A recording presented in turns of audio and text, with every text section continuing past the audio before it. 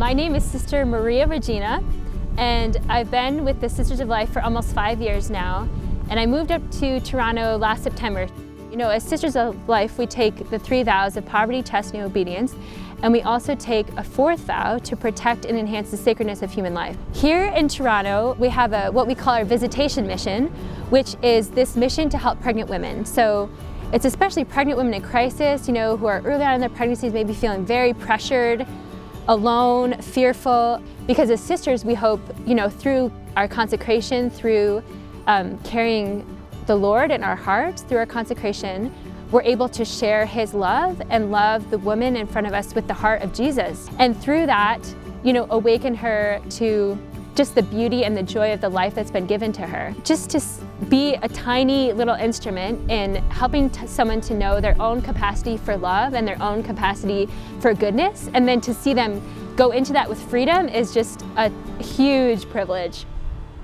I was born and raised Catholic, and I went to a Catholic school from kindergarten to 8th grade, but all the time growing up, my faith didn't mean anything to me. I knew I was Catholic, but that's where it ended.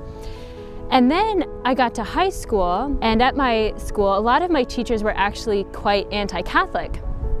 And this motivated me to read more about what we believe. And at the same time in high school, I saw in a lot of my friends and my peers believing the lies that our culture tries to tell us today, such as, you know, our worth comes from what we can do or what we own, and kind of throwing themselves into things that were below their dignity and are not what the human heart was made for. I was starting to question, how do I find the meaning of my life? What is, you know, what does it mean to be human? What is love? And all these questions started just kind of percolating. I had a great desire for marriage and kids. I wanted to get married and have a ton of kids, you know, a huge family. That was my greatest desire. And then halfway through university, I had the chance to go to World Youth Day in Sydney, Australia.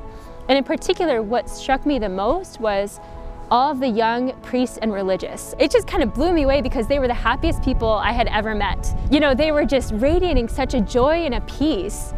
And I saw what they had, and I really wanted it. I knew that I didn't have it, but I really wanted it. I thought, what is it that they have? You know, they're living totally counterculturally, and yet they're the happiest people I've ever seen. Like, what's going on here? And all of a sudden, when I got back to school after World Youth Day, it didn't satisfy me. My soul was restless, and I was searching for something more. I had grown up knowing the Church's teachings on the Eucharist, that Jesus is here, body and blood, soul and divinity. I'd heard it 1,000 times. And then all of a sudden, in my 3rd year of university, it just hit me that what it actually means, like, Jesus is here, and He loves us, and He loves me. And it was as though He set my heart on fire with His love. And it was Jesus in the Eucharist that did that.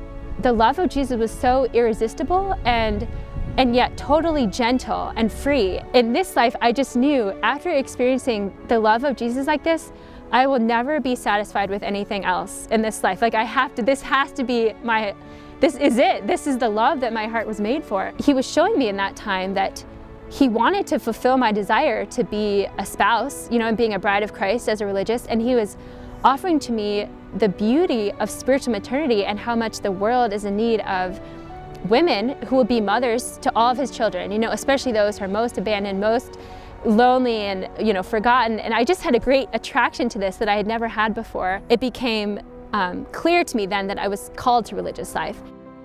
Pope Francis gave us the motto for this Year for Consecrated Life, wake up the world. So it's just a helpful reminder to examine, am I living this authentically, you know, and saying yes to the little promptings in my vocation every day.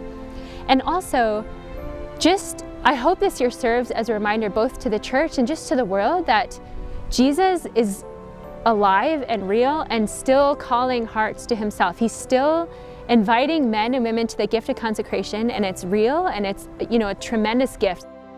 I would say to a young woman considering a call to consecrated life, be not afraid.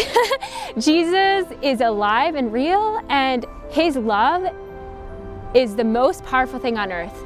You know, He is with you every step of the way, and He will never let you down. Whatever we give to Him, He can never be outdone in generosity, and He just wants to shower us with His love and goodness. So be not afraid.